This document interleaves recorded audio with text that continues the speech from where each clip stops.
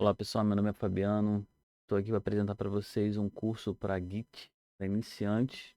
Hoje nós veremos alguns comandos básicos de Git, para startar nosso projeto. Espero que vocês gostem. Vamos para o código. Bem, para entender o que é o Git, primeiro a gente vai abrir o site do Git para fazer a instalação. Então a gente vem aqui no Google, coloca Git. E aí nós vamos cair aqui no site do Git, que é o git-scm.com. Então, nesse site, a gente vem, faz o download, né? Primeiro entra dentro dele, escolhe a versão correta do nosso sistema. No caso, eu estou usando o Linux. O de vocês poderiam ser Windows, Mac, né? Fazendo o download, você faz a instalação dele, que não tem mistério, é só next, next, next, next toda a vida.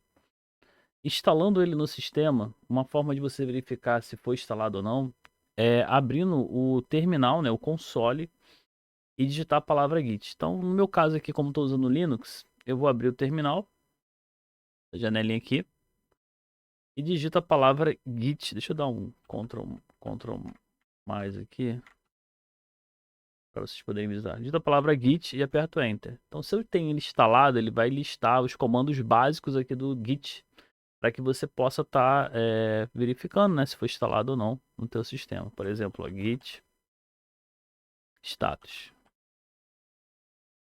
Vai falar, né, se tem ou não o repositório instalado. Então o Git está funcionando, foi instalado perfeitamente no meu computador. Próximo passo é o abrir, né, uma IDE, né, um gerenciador ali de códigos para que eu possa estar digitando meu código no meu projeto. Então nesse caso eu vou usar o Visual Studio Code. Para instalar o Visual Studio Code, você vem no Google, coloca lá VS Code, por exemplo. Existem outras ideias, tá? Mas o VS Code é a mais usada hoje no mercado por ser gratuita e por ser bem flexível em termos de configuração e instalação de complementos, que são as extensões. Então, abrindo aqui o Visual Studio Code, você consegue fazer o download da versão. Nesse caso aqui eu estou usando o Linux, então ele aparece aqui Debian, né, o Red Hat. No caso de vocês apareceria o Windows, e também não tem mistério. Instala, baixa o aplicativo, né, e vai next, next toda a vida. E aí no final você vai ter ele instalado no sistema. Depois de ele instalado no sistema, você abre aqui o Visual Studio Code, né, vai lá iniciar, né, programas, lá vai ter o Visual Studio Code. Abrindo, ele vai aparecer uma tela parecida com essa, né? Deve ter um tutorial ali falando para você configurar algumas coisas. Vale a pena seguir esse tutorial para quem nunca viu o Visual Studio Code. E aí você vai ter uma ideia de como ele funciona, o que ele pode fazer e até a questão visual dele, né, para você configurar. Bem, estando aqui no Visual Studio Code, o que eu tenho que fazer? Eu tenho que iniciar o meu projeto. Para isso, eu vou abrir uma pasta, né? Vou criar um projeto web básico com HTML. A função aqui não é explicar os comandos HTML, para a gente vai ter vamos ter posteriormente algumas aulas. Então a ideia aqui é falar sobre Git, como é que ele funciona no sistema. Então eu vou abrir uma pastinha no meu computador. Eu vou instalar aqui na pasta de projeto. Eu vou criar uma pasta aqui. é, Então crio uma pastinha chamada Tutor Git e seleciono ela. No Windows, né, você teria ali o mesmo problema, o mesmo item, né? Seria Filing, Open Folder. Você poderia estar criando aí uma pasta no teu computador e iniciando o projeto. No projeto aqui, né, no Visual Studio Code, nessa área esquerda, eu tenho o gerenciador de arquivos, onde posso estar visualizando os arquivos e pastas do meu projeto. Nesse caso, eu vou criar aqui um arquivo novo. Ó. Tem uma folhinha com mais aqui escrito New File, novo arquivo. Clicando nele, ele vai perguntar o nome desse arquivo. Eu vou chamar de index.html, que é o arquivo inicial aí do HTML. .html. E aí ele vai começar a, né, mostrar para mim, que vai estar disponível para mim o conteúdo do arquivo já em branco para que eu possa estar digitando. Nesse caso, eu vou usar a estrutura básica do HTML. No Visual Studio Code eu tenho uma extensão chamada Emmet que monta para mim esse conteúdo de forma automatizada. Para isso eu coloco exclamação e aperto Enter, que aí apareceu o Emmet Abbreviation. E ele já lista para mim a estrutura base do HTML. Feito isso, eu vou salvar o arquivo, né? Posso vir aqui em File Save, ó, File Save, ou Ctrl S, a letra Ctrl S no teclado, eu salvo aqui meu projeto. Então meu projeto está pronto, né? Eu já startei ele, coloquei ali o básico do HTML, eu não vou mexer muito nele, no HTML. E aí agora eu vou startar o meu Git no projeto, né? Para isso, eu vou estar abrindo aqui o terminal no próprio Visual Studio Code. Vou clicar aqui em ó, terminal, novo terminal. Ele vai estar abrindo para mim aqui o terminal aqui no Visual Studio Code. E eu posso estar colocando os comandos aqui no terminal, né? Esse terminal que aparece para mim aqui, né? Esse prompt aqui é o prompt do Git, do Linux no Git. No caso do Windows, apareceria ali o terminal do Windows, né? Com o prompt do Windows, mas é a mesma coisa, são os mesmos comandos, não tem nenhuma diferença. O primeiro comando que nós vamos ver do Git é o comando git init. O comando git init ele serve para inicializar o repositório. Por quê? Porque quando nós temos um projeto Git e startamos esse projeto, ele cria uma pasta oculta chamada .git. E nessa pasta ele vai colocar toda a mudança no código. Porque o Git ele trabalha da seguinte forma: ele pega o conteúdo que você está editando e, e grava nessa pasta quais foram as mudanças que você fez no código, ou seja, quais foram os arquivos que foram modificados e quais mudanças nesses arquivos. E depois você grava essas mudanças. Tá? Então, para isso, a gente tem que falar para ele que esse projeto vai ter o Git, o versionamento Git. Então, para isso, eu vou colocar o comando git espaço init e aperto Enter. Quando eu faço isso, ele vai fazer o que? Ele vai começar a monitorar a pasta do meu projeto. Né? Ele começa ele instala nessa pasta, como eu falei, a pasta .git é uma pasta oculta, ela não aparece aqui no sistema. E dentro dessa pasta ele começa a fazer o versionamento, ou seja, começa a ver quais são as possibilidades, né, de versionamento do seu código. Ele fala aqui para mim que eu não configurei nenhuma branch, né, nenhuma ramificação padrão, e ele vai estar startando ela como master ou main. Tanto que se você olhar aqui no nossa barra de status aqui embaixo, você vai perceber que ela tem aqui a palavra main, isso não aparecia antes.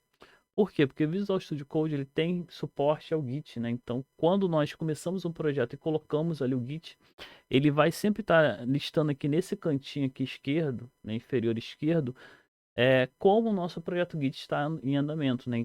E qual ramificação, qual branch eu estou usando. E ele fala aqui, ó, que adicionou, né, o item nessa pastinha .git aqui do meu projeto. Então aqui eu tenho já startado o meu projeto, né? Foi iniciado. O que eu vou fazer agora? Eu vou estar limpando essa tela. No Linux é clear e aperto Enter, ele limpa aqui o conteúdo. Eu, né, verifiquei aqui que o meu arquivo ele ficou verde, indicando que o projeto foi startado, só que ele não foi craqueado. Isso eu preciso falar para o Git quais são os arquivos que eu quero monitorar, quais são os arquivos do meu projeto que ele deve tomar conta, que ele deve estar prestando atenção. Para isso, a gente vai usar o comando git add e vamos literalmente falar o nome do arquivo. Nesse caso aqui seria o index.html. Só que se eu tivesse dezenas, centenas de arquivos, eu teria que colocar um por um, ficaria muito complicado. Né? Eu posso abreviar isso através de, né, caracteres coringas, que seria, por exemplo, o asterisco. Então, quando eu coloco asterisco.html, asterisco.txt, eu pego todos os arquivos desse tipo no meu computador, no meu projeto. Então, ali nesse caso, eu estou pegando todos os arquivos HTML. Só que no projeto eu não tenho só HTML. Tem CSS, tem JavaScript, né? Pode ter PHP, pode ter Java. Então, eu posso ter vários tipos de arquivo no meu projeto.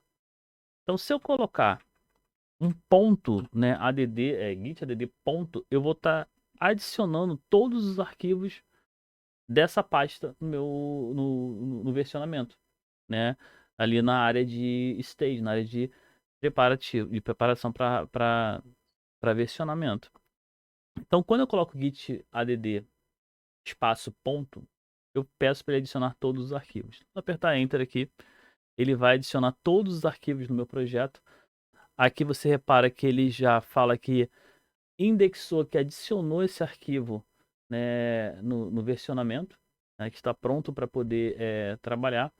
E aí eu posso estar dando continuidade ao meu projeto, né, criando ali até um ponto de referência. Bem, nesse caso aqui, o que a gente pode fazer? Depois que eu dei o ADD, como eu vou começar o meu projeto, eu vou criar uma marcação que é chamada de commit. É como se eu estivesse dando um ponto de referência para ele. Ó, esse aqui é um ponto de referência, um checkpoint, que se eu precisar voltar, eu posso voltar para esse momento. Então, se der algum problema no meu projeto, eu posso estar voltando para esse momento onde eu estou startando o meu projeto. Nesse caso aqui, para você criar esse ponto de referência, você usa o comando git commit com 2 M's, -M, e aqui eu vou colocar, né, entre aspas, qual é a mensagem pro meu checkpoint, qual é a mensagem que eu vou dar para minha equipe sobre esse checkpoint. O -M de mensagem. Então você está falando, olha só, cria uma referência, cria git commit, com a seguinte mensagem. Nesse caso aqui eu vou chamar de início. Início, né? Início, pode ser início do projeto, posso botar espaço aqui, não tem problema. Início do projeto, não posso ser muito longo. Existem algumas boas práticas que eles falam, você pode colocar referência, você pode botar ali, ser mais detalhado, só que eu tenho algumas limitações, né, em termos de quantidade. Então, assim, a gente sempre coloca uma mensagem que seja referente ao que eu fiz e que não seja muito longa, tá, pessoal? Então, feito isso, eu aperto Enter. Ele vai dar um erro, né? Não é bem um erro, ele dá um aviso aqui, falando o seguinte, ó, você tentou commitar, sendo que as configurações do teu sistema não foram finalizadas, não foram feitas. Ele não conseguiu encontrar quem é a pessoa que está fazendo esse commit, porque o versionamento, além de ele guardar as mudanças no arquivo, ele vai guardar também quem fez essa mudança. Então você imagina uma equipe muito grande, você quer saber quem foi que fez aquela alteração no arquivo, quem foi que fez, quando foi feita aquela alteração no arquivo. Então o commit ele serve para isso, para indicar quais foram as mudanças e quem fez essas mudanças no sistema. Então para isso, eu tenho que adicionar essa linha de comando aqui, né, passando ali o meu e-mail e meu nome, sendo que aqui eu tenho um detalhe. Que detalhe é esse? Se eu coloco global, eu aplico essa mudança a todo o meu sistema. Então, todos os projetos do meu sistema vão receber esse usuário, né, e esse e-mail de referência. Se eu não quero aplicar isso a todo o meu sistema, eu digito esse comando e tiro ali o -- global. Então, eu quero aplicar somente nesse computador aqui, nesse projeto. Então, eu coloco git config user.email, e aí eu coloco o meu e-mail. Pode ser um e-mail fictício, eu vou colocar meu e-mail, eu sempre divulgo, né, para os meus alunos aí, para a galera que está aprendendo. Então aqui eu coloquei meu e-mail, tá? Colocando aí o e-mail, eu aperto Enter, não vai aparecer nenhuma mensagem, tá? Não aparece nenhuma mensagem, porque ele só vai listar mensagem quando você estiver, quando der algum erro no sistema. Nesse caso não teve nenhum erro. E o próximo passo aqui agora é dizer o nome do usuário. Então eu vou digitar a mesma linha de comando, git config username, vou colocar ali o nome do usuário, né? Pode ser o seu nome, pode ser um apelido, né? Vou colocar aqui F Moreira, é assim que eu assino meus projetos. E aí aperto Enter. Olha lá, não deu erro. Então o que significa para ele? Eu falei que para esse projeto ele vai usar esse usuário, né? Esse e-mail, esse usuário nesse computador toda vez que eu der o commit. Então toda vez que eu abrir esse projeto e aplicar o commit, ele vai usar esse usuário e esse e-mail nesse computador, né? Feito isso, vou dar aqui um clear para limpar a pasta, limpar a tela, né? E aí eu posso repetir o comando do commit, tá? Para isso eu vou usar a setinha para cima, Porque a setinha para cima no Windows e no Linux, né, ele repete os comandos que você já aplicou, né, repete ali os últimos comandos. Então, o último comando, além do config, foi o commit. Não, git commit -m e o nome início do projeto. Eu aperto Enter. Nesse momento, ele fala que, né, ele não deu erro, tá? Ele falou que aplicou no master, né, um commit com esse código, esse ID, né, essa identificação, passando aqui o nome projeto início, né, início de projeto ali. Ia falando quantos arquivos foram adicionados ou alterados e quantas inserções você fez. Quanto código foi editado ou adicionado ou removido nesse commit. E aí ele fala aqui, né, a referência. Então toda vez que eu faço um commit, ele fala se foi afetado ou não as mudanças. As mudanças elas entraram ou não nesse commit.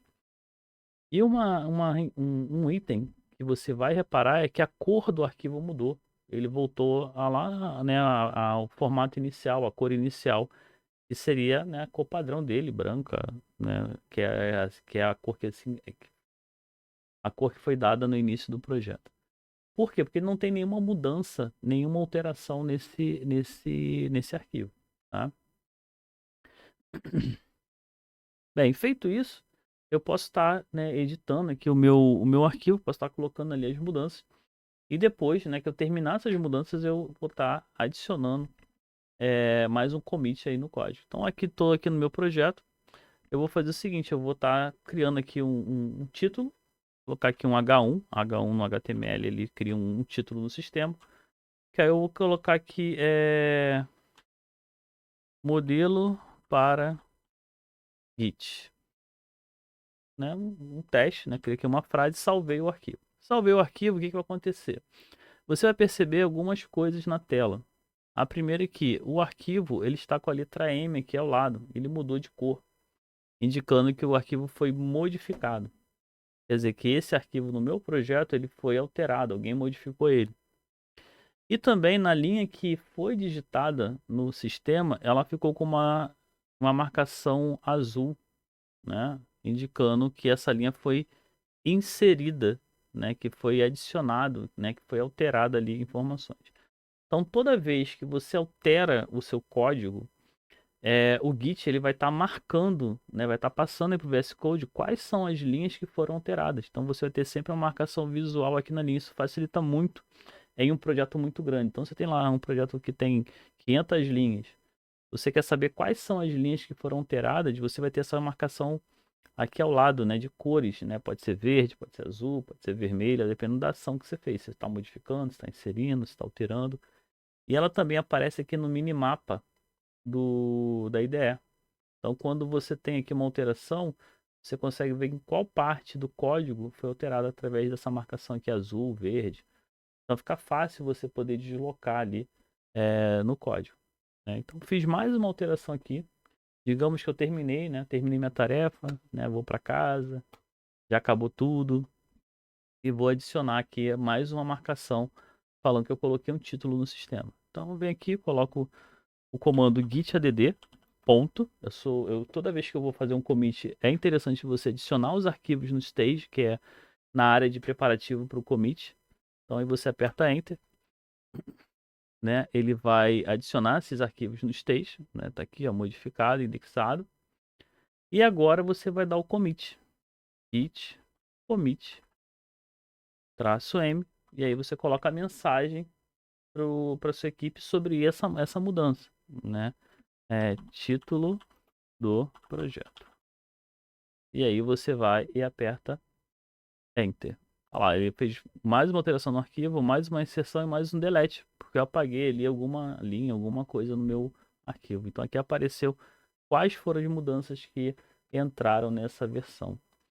Aí aqui, ó, novamente, o arquivo perdeu a cor. Então, pessoal, toda vez que eu faço, né, que eu vou começar um projeto, eu tenho que usar o git init para startar esse projeto. Depois, eu adiciono os arquivos para que ele comece a fazer, né, esse monitoramento. E na sequência, eu faço o commit inicial para ele criar uma referência inicial. Assim que eu vou modificando ali, né, o meu arquivo, editando meu arquivo, e termino a tarefa que foi proposta para mim, eu faço de novo o git add, né, git add ponto, git add espaço, ponto, para ele adicionar todos aqueles arquivos modificados no meu stage, na minha área de preparação. E depois eu uso o git commit para criar essa referência aí com, né, um comentário ali indicando o que, que eu fiz nesse código, se foi uma refatoração, se foi, né, uma edição de título, uma tarefa, uma filter. Porque isso é uma mensagem para minha equipe, né, para eles saberem exatamente o que foi feito, né? Bem, daqui um clear. Para ver as alterações que foram feitas no código, você usa o comando git log. O comando git log, ele vai listar as alterações nos commits, né? Quais são os commits que foram feitos nesse código, passando ali quem fez, o horário que fez e qual o nome desse commit, né? Qual a mensagem que você deu para esse commit. Por isso que é interessante você colocar na mensagem qual foi o item que foi alterado para que ele possa, né? Para que a equipe possa ver o que foi feito naquele projeto. Bem, deixa eu limpar a tela. No meu caso aqui é o Clear. Vocês é CLS, Windows. Bem, o que nós vimos aqui até agora, pessoal? Nós startamos o projeto com Git, nós adicionamos os arquivos para versionamento e nós criamos ali um ponto de referência. Neste vídeo, nós vimos os principais comandos para iniciar o Git em nosso projeto. Vimos o comando git init para startar no versionamento, o comando git add para adicionar os arquivos ao stage, né, que é a área de versionamento. E vimos também o comando commit para criar ali nossas marcações de referências no nosso código. Espero que vocês tenham gostado e vejo vocês no próximo vídeo. Até mais, pessoal.